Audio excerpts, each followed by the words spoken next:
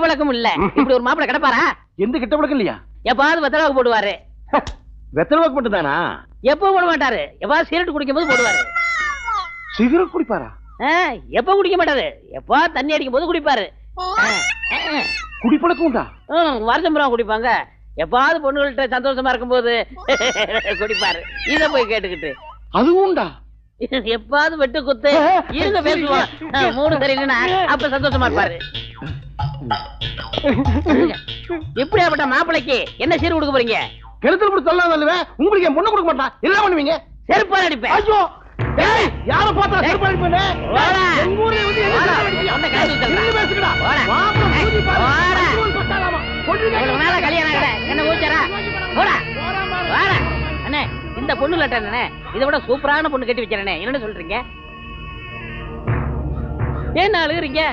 அண்ணே நான் ஏதாவது தப்பு இருந்தா